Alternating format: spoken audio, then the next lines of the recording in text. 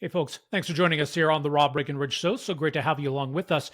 In this episode, a closer look at where things stand on the trading relationship between Canada and the United States, and whether any progress is being made to some sort of new deal or agreement with the U.S.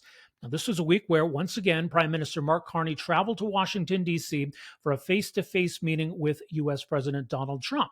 It was, again, a very pleasant meeting. It does almost seem as though Donald Trump genuinely likes Mark Carney. Now, there is still the optics of all of that, a very friendly chat between the two amid the atmosphere of the promises previously of elbows up. And this is the delicate balance for Prime Minister Mark Carney, someone who advertised himself as the guy to stand up to Donald Trump, but also the guy who advertised himself to get a good deal with Donald Trump, to get an agreement that works for Canada. So can you do both? And has he really, even at this point, done either? Now, Mark Carney did come home empty-handed, but there were some signs of positive movement on the trade front, although still lurking in the background are these Trump tariffs, and in particular, a focus on the auto sector. Now, as the Prime Minister has pointed out, we still have the CUSMA, the trade agreement with the United States, and most of the trade between Canada and the U.S. still falls under that trade agreement. But these other tariffs don't seem to be going anywhere. There is still the possibility that at some point the U.S. courts may step in and strike down these tariffs. It does certainly seem on the surface that as President Donald Trump has gone well beyond his authority to enact these emergency tariffs for national security reasons. But still, I think the underlying premise or the idea or motivation behind these tariffs isn't going away. And as it pertains to the auto sector, well, clearly that's an industry that has a lot of strategic and you could say political importance in Canada.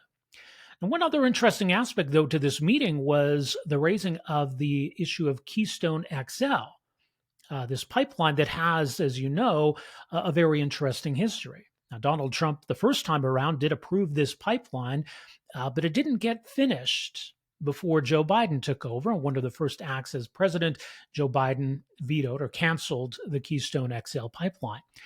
But could it have a resurrection here? Where does that fit in the context of Canada maybe wanting to rely less on trade with the United States and explore and build up other export markets as we've started to do with the Trans Mountain Pipeline? So might that be back on the table? And is that a bit of a bargaining chip that Canada could use? If this is something the U.S. wants, then maybe we do explore that or use that as a way of getting some concessions in other areas. So it's another interesting factor to come out of all of this.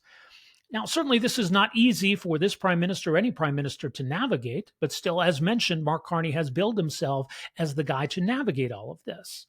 So how realistic is it to expect that he come back from Washington, D.C. with a deal? How realistic to think that at this point we can still get some kind of agreement that's previous or closer to, that is, what we had previously in our trading relationship with the United States?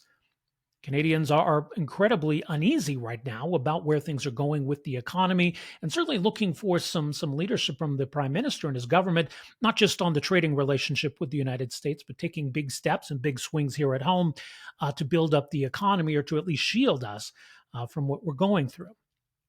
So I want to bring in our guests for some perspective and some insight on all of this, someone with a really unique perspective on this whole situation. Erin O'Toole is, of course, the former leader of the Federal Conservative Party.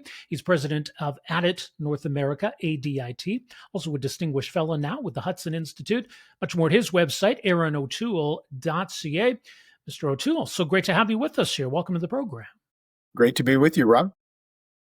So first of all, in terms of expectations, or maybe more so what the Prime Minister is trying to achieve, because there is that balance, right, between standing up to Donald Trump as he promised during the election, but also getting a good deal with Donald Trump as he also promised during the election. What is the main objective here, do you think? Well, the objective is now a deal. You know, I've been rather public in my positive commentary about Mark Carney resetting the tone with Donald Trump. I was there in the first Trump presidency when Mr. Trudeau and Minister Freeland completely misread the room, really developed an antagonistic relationship. Look, Donald Trump has a challenge to deal with, but knowing that, you have to go in strategically, and they did not, and they hurt our country as a result. So Carney has reset the dialogue, which I think is good. But now this meeting he just had this week really has to lead to something concrete. So now there's real expectations. And I think it's fair to say you largely won the election on showing the ability to stand up for our interests, find common interests, which is what we didn't do in the Trudeau era and what Conservatives were promoting at the time, myself included, Andrew Scheer, Pierre. Now's the time to talk turkey and get a deal, Rob. So I do think there were some promising signs, but by Christmas, if the Prime Minister does not have some sort of substantive deal for the sectors affected by high tariffs, at least getting them down somewhat, there's going to be a lot of talk about how he didn't live up to his promises. Yeah. I mean, I think earlier this year, right, you have the politically charged atmosphere here at home with an election, and I suppose the 51st state comments from the president played into that. But now that things have settled, and we are seeing, I think, a more strategic approach from the prime minister, and even though maybe he's taken some flack, I mean, is that the smart approach right now? Do you think? It is the smart approach right now, Rob, and I get a lot of fun poking fun at the fact that the Carney government is doing everything the conservatives promised for many years. In fact, we did a press conference in 2018 saying Canada should join ballistic missile defense and use our defense and security relationship with the United States. The press gallery kind of laughed at us. No one's talking about this. But that was because they didn't understand what they were talking about in the United States. In the United States, Democrats and Republicans talk about security. They were talking about geopolitical competition with China since Obama. And we were not seen as a reliable ally anymore. So the very fact that now the Carney team included David McGuinty, who I consider a friend, and we fought, but he actually knows the geopolitical landscape quite well. They're saying the right things, and so it's in our interest to know what's going on in our Arctic. It's on our interest to make sure that our national security partnership through NORAD is maintained. We should not be a partner in 90% of NORAD. We're either all in at the table or we're not a real partner. So the good thing is the Carney government is now doing essentially what Conservatives were begging for years. That puts a challenge on Pierre because, it's hard to praise when other people do what you've been promoting. But at this time of challenge for our country and the 51st state rhetoric, as you mentioned, Rob, we do need to see a bit of bipartisan support for strategic re-engagement with the U.S.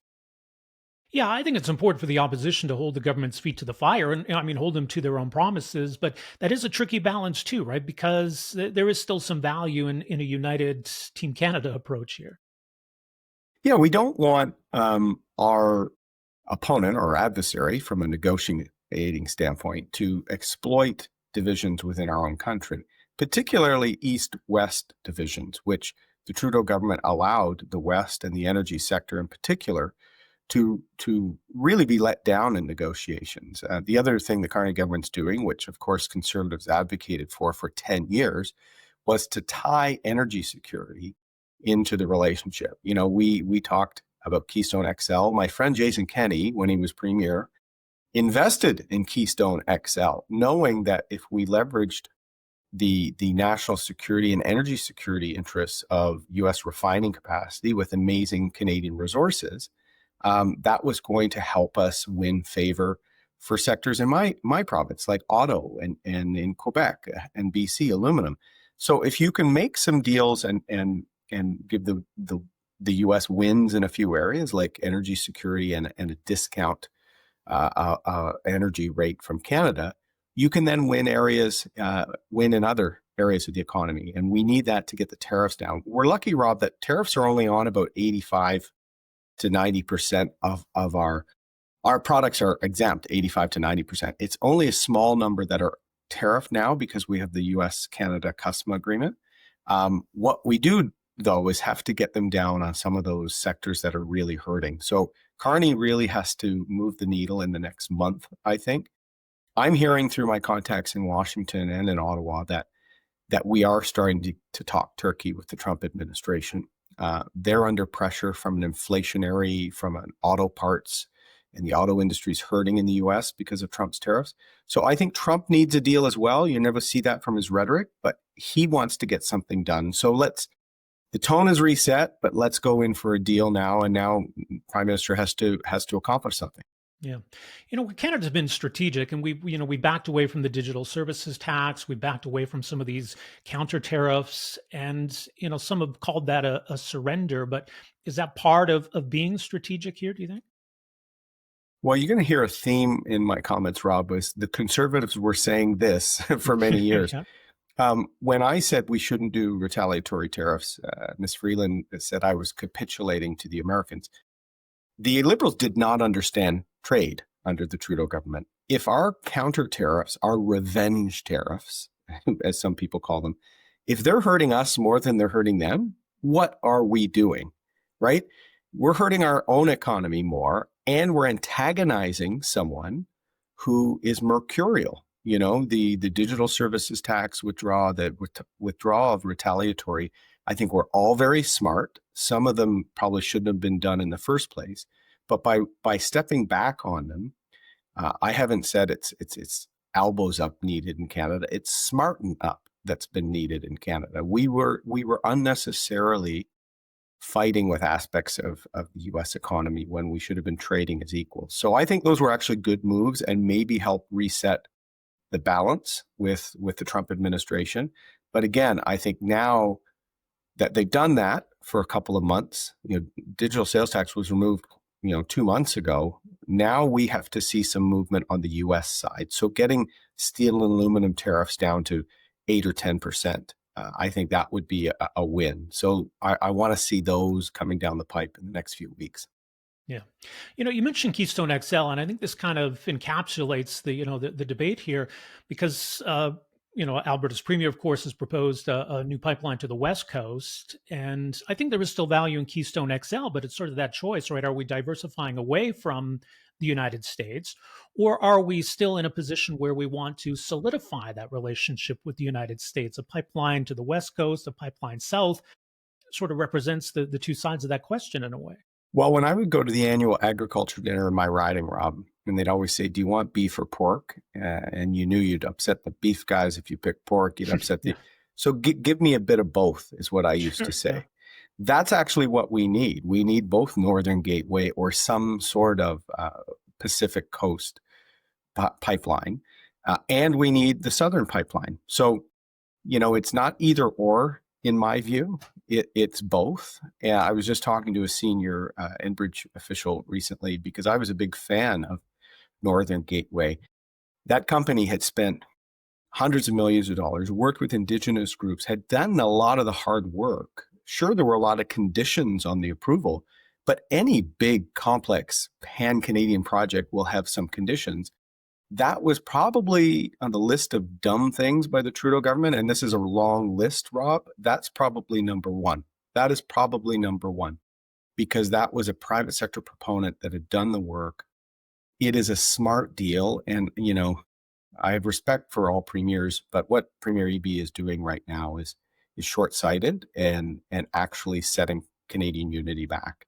I think to power our energy transition, to power everything we want to do and to stand on our own and be more resilient, we need to leverage our energy wealth and our innovation in energy for the next couple of decades to actually pay for all these things we want to do, from electrifying the economy to providing housing for the next generation. So let's not talk about either the Western pipeline or the Southern. I think we can do both. The U.S. Keystone XL allows the U.S. to lock in that discount. That could be the win that Trump will want to talk about when he gets a deal. He always wants a win. Japan confirmed LNG purchases with their deal. The EU confirmed energy and defense purchases as part of their tariff agreement. We're going to have to serve up a win for the president. But if the win is something that's in our interest anyway, Rob, it's a win-win. Oh, definitely, yeah. Which I guess gets us back to what the Prime Minister had said earlier this year about our relationship with the U.S. as it had been being over. But it does seem now like we are still trying to preserve as much of that relationship as we can. Is it still savable, and is it still worth saving? It's always worth saving. They're our neighbor. We died alongside one another. In southern Alberta, the highway that connects Montana is called the First Special Service Force Highway, Rob. The first joint unit of special force operators in history was Canadians and U.S., bagpipes and bugles, serving, fighting, dying alongside each other. This is a friendship far more important than one president, one prime minister. But what Prime Minister Carney said that is 100% true is that the relationship has changed. We cannot rely on it. We can also not be complacent anymore. And this is why, while we want to repair the relationship, we are the northern part of Fortress North America. We're integrated on trade, on security.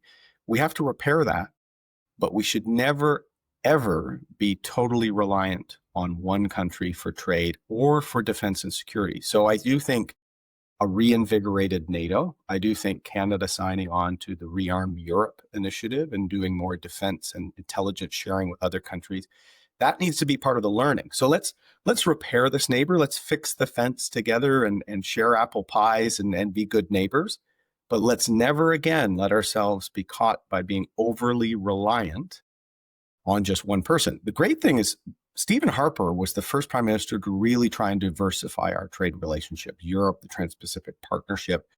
I was involved in those files, but we never really used them because when the U.S. economy was hot, we could sell everything that we produced to them. So we have to work on diversification, not just as a nice to have every time there's a recession in the U.S., as a permanent part of our economic strategy. And it's interesting too. I mean, we have CUSMA, which is a free trade agreement as we sort of understand them to be. It's in keeping with NAFTA and what came before it. What we're seeing lately with these deals that Trump's signing, the deal with Europe or Japan, it's a different kind of model. I don't know if it's less formal or it's just the way Trump likes to do things. What does a deal actually look like at this point now? Great question. Yeah, I think with Trump, the only certainty is uncertainty. And so you have to be nimble, you have to be ready. But this is why it's so important for us to find areas of shared national interest, where we have to find something that is in the U.S. interest and in our interest. I'll use defense as an example, Rob. A few years ago, one Chinese shipyard built more ships in 1 year than the United States has built since World War II. The U.S. has lost that ability, and that's part of the reason why we have 232 tariffs. The 232 tariffs that go back to 2018, 2019, and Trump won were security related. They need to build back up that capacity, and they felt that China was actually strategically owning this global supply chain, and U.S. wanted to build back that capacity. Well, what do they need for that, Rob? They need our aluminum. They need some of our specialized steel. They need our workforce just as much as they need theirs. And thanks to the Harper government, we actually have some of the most modern shipbuilding in North America right now, both on the C-SPAN on the West Coast, Irving on the East Coast, and the Davie Shipyard. And the Davie Shipyard in Quebec is in the process of building icebreaker expertise and is maybe buying a shipyard in Texas.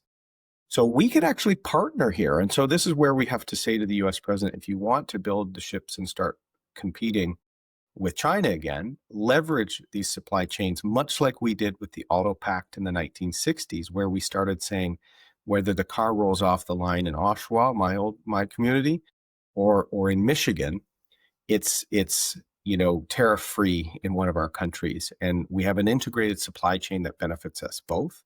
So I do think by finding shared areas, we will allow Trump to do what he's trying to do, which is rebuild this capacity and have an American first approach, but complementing in areas where he's going to give us a bit of special exemption. Or if we get tariffs down to 8% and not 35%, that is a win for us. And so I've never said we're going to be tariff free on everything. It's getting it down to a level we could live with for the next few years and maintaining a integrated supply chain. Is it too much to think the U.S. courts are going to come to our rescue here? Well, I think they might, but the IEEPA tariffs that you're referring to, the sort of emergency tariffs, the fentanyl tariffs that he's kind of exaggerated the case to make, I think there's a good chance that those get struck down. But that will drop a few areas. But the 232 tariffs is under a different piece of legislation. And the courts have held that up. So that's national security grounds. The president has national security authority. The president doesn't have trade authority without being granted it by Congress. So that's why he probably will lose those emergency IEEPA tariffs. I don't think he will lose the 232s. And the 232s apply to steel, aluminum, auto parts, and EVs. So those are the more important ones, really, for our economy long term. So I think that this is another thing. Trump has the court case giving him pressure. He has rising inflationary pressures giving him pressure. There's all the automakers are losing billions of dollars with their supply chains being upended.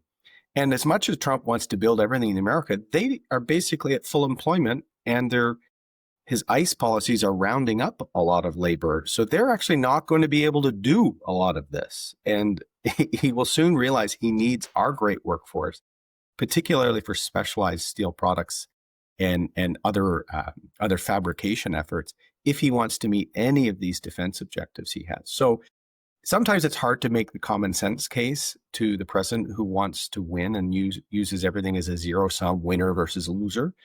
We actually have to introduce how in some areas we can both win, or you can benefit from Canada by giving us a special deal. And I think what I've seen is I think Carney gets that, but now proof's in the pudding. He really needs to get some relief for the sectors that are having a hard time. And then canola and others are having a hard time on the Chinese side because of the retaliation there.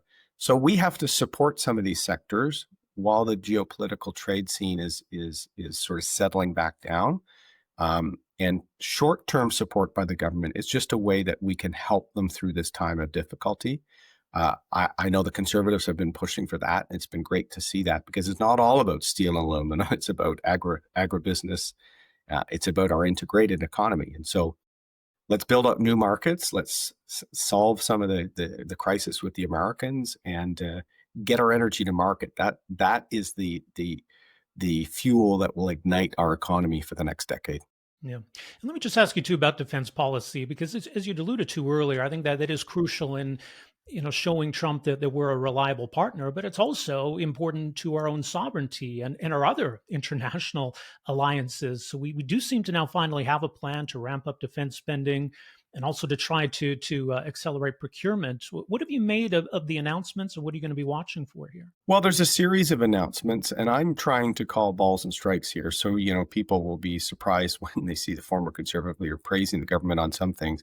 But as I said, I long advocated for 2% NATO spending as a veteran myself, as someone who saw what our men and women needed.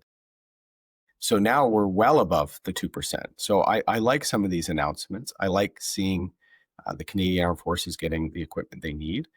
But I think the Defense Investment Agency is a bit of a mistake so far, the way I've seen it. If you're really just going to move some civil servants from one department to another and put one of your banking friends at the head of it, that is not going to make the procurement mess we have in Canada work. They set a level of $100 million and above for contracts. So they're just talking the major contracts for jets and things like that. What I would like to see, and I've suggested this publicly, they should drop that level. If we really want to build a defense and expand our defense industrial capacity, it has to be an ecosystem from startups, innovators, right through to fabricators and players that are already having global sales now, like CAE, which is the world leader in flight simulators and based here in Canada. So to do that, you can't set a limit. You also need to make sure that we get to market faster. And so far, I haven't seen anything in this Defense Investment Agency that will tell me that we do anything faster. What I think the government should do is have a board where Mr. Guzman and people like that, who are accomplished private sector individuals, can actually fund venture capital and private sector players to scale up what's already happening. So you hear a lot about this dual use issue, where somebody might be making something for the civilian market, but with some easy changes could sell into defense and security, or vice versa. We need to really help those businesses that exist now scale up. They need access to capital. The government can provide that, but not if they have to navigate 6 years through a maze of procurement challenges. So we have a number of things, from offsets that you have to spend when you're spending a lot of money in Canada. You have to offset some of it through industrial technology benefits, ITBs. We should let private sector fuel some of that. If we do that, we'll actually have success much faster.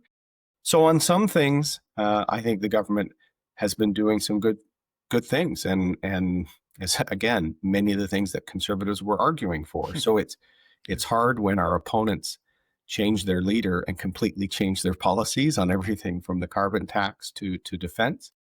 But if it's in Canada's interest at this time, we're in a real challenging situation with our neighbor and our traditional allies, at a time when NATO is reinventing itself and becoming much more relevant again in Europe. This is a time where we have to say, okay, we pushed for it for years. They're doing it finally. This is positive. And now we're going to provide some feedback on where we think they're missing it or where they're not doing it fast enough. And I think the Defense Investment Agency is one that, so far, I'm really worried that this is just a new label on the same can of soup. And it has not been a good soup. As someone that was on Sea King helicopters, procurement that was screwed up for 25 years in Ottawa, we really need change. And I think some of that will be by pushing it out of government. We'll see what more we learn in the budget next month, an important few months ahead for sure. We'll leave it there. Much more is mentioned, Erin O'Toole.ca. Erin, really appreciate the insight and perspective. Thank you so much for making some time for us here. Great conversation, Rob. Thanks so much.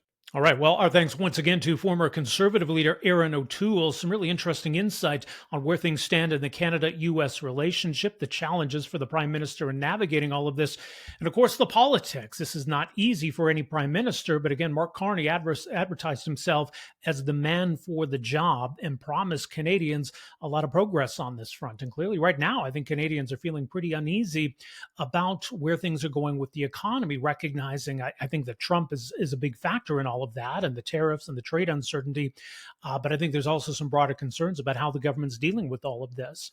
So maybe still a little bit of a honeymoon period for Mark Carney, but I suspect patience is running thin amongst Canadians to see some kind of movement, some kind of traction on doing something to help the economy. And I think there is support for things like the Major Projects Office taking those big swings on the economy. But if we can't navigate this whole situation with the U.S., there's going to be little we can do to keep the economy afloat. I think this is all going to weigh quite heavily. So big challenge right now for the Prime Minister, no doubt. But again, you wanted the job. You sold Canadians on the idea that you were the man for the job. So Canadians, I think, have some realistic expectations in wanting to see something.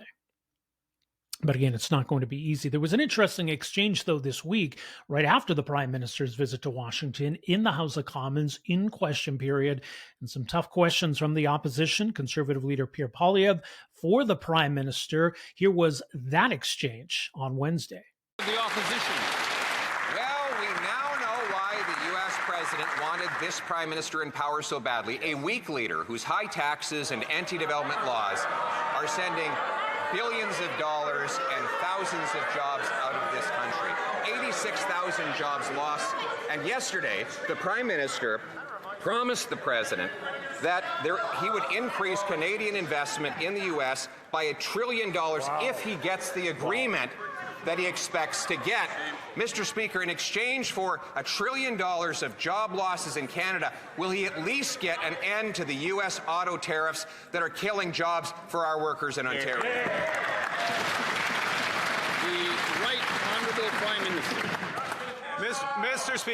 Mr. Speaker, we have the best deal in the world with the Americans. First point. Second point, the President of the United States and myself had a meeting of minds yesterday with respect to the future of the steel sector, the aluminum sector, the energy sector in cooperation, which is why our teams are negotiating the terms of those deals.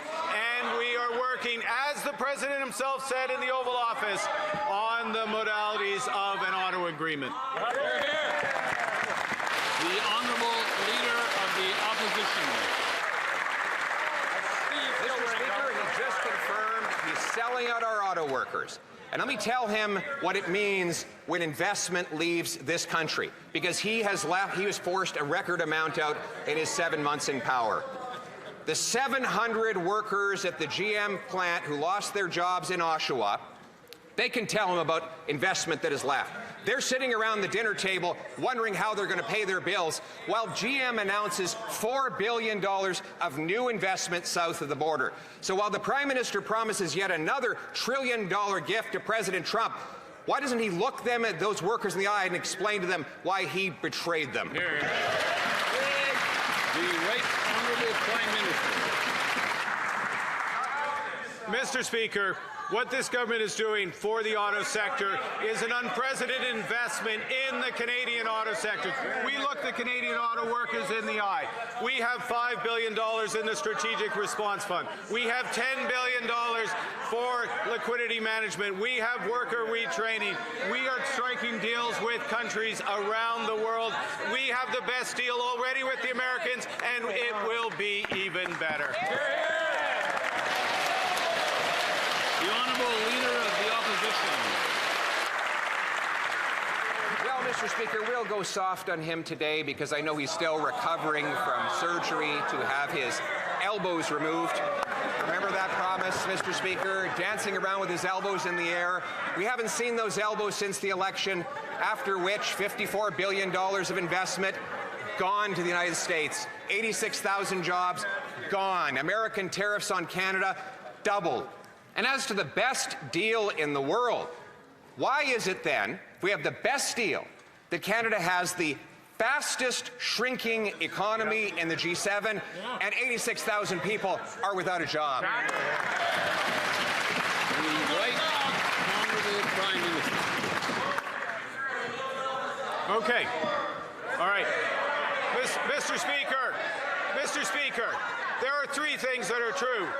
First is, I realized long before the Leader of the Opposition, long before the last election, you remember the last election? Long before the last election, that our relationship with the United States would never again be what it was. Secondly, thing that is true is we have the best deal with the Americans. And the third thing that's true is we will get an even better deal because we are. The Honourable Leader of the Opposition. Canadians do remember the last election where that Prime Minister promised to put elbows up. It was not a promise, it was the promise that he ran on. Now those elbows have come down, the American tariffs have doubled, we have by far the weakest economy in the G7, 86,000 people have lost their jobs, and the Prime Minister went pathetically to the White House to offer a $1 trillion gift, bowing before the President in weakness. $1 trillion, Mr. Speaker. Speaking of the last election, where in his platform did he promise to give $1 trillion of our investment dollars to the Americans? The Right Honourable Prime Minister. Mr. Speaker, I would like to inform the Leader of the Opposition that there is a thing called the private sector. The private sector makes decisions about investment. The private sector, with the best deal in the world, will invest in this country and we will build Canada strong. Okay, so again, an interesting exchange there on question period between the Prime Minister and the opposition leader. But you see Pierre Poilievre highlighting some of those concerns that exist about the state of the economy, about joblessness, and wondering where are we seeing any kind of progress with getting an agreement or some kind of deal with the United States. Now, the Prime Minister talking about where there's progress being made. And also emphasizing that point, I think it's worth noting that, Canada's not writing checks to the United States, but highlighting the amount of private investment that goes into the United States every year, that there is benefit to both sides when it comes to having free and open trade between Canada and the United States. But so far, no new agreement, no new deal between Canada and the United States, and a lot of concern here at home, as mentioned, about where things are going on the economy. So we'll see what the coming weeks bring us on that front. Listen, that's where we will leave it for this episode of the Rob Breakenridge Show. Really appreciate you joining us here. Don't forget, you can follow us on our Substack page. That's robbreakenridge.ca. Next week, we'll have a new episode of the Line Alberta podcast. That's coming out on Wednesday. We'll delve into some of the debate around education policy, private schools in Alberta. We will have as well a new episode of the Rob Breakenridge Show later in the week. So more at alberta.readtheline.ca. And of course, as mentioned, robbreakenridge.ca. Have yourselves a fantastic long weekend. Happy Thanksgiving. My name is Rob Breakenridge. We will talk to you next week. Take care. Hey, folks, thanks for watching and listening. You can find us at robbreakenridge.ca. Also, make sure you hit that subscribe button below and stay connected with The Rob Breakenridge Show.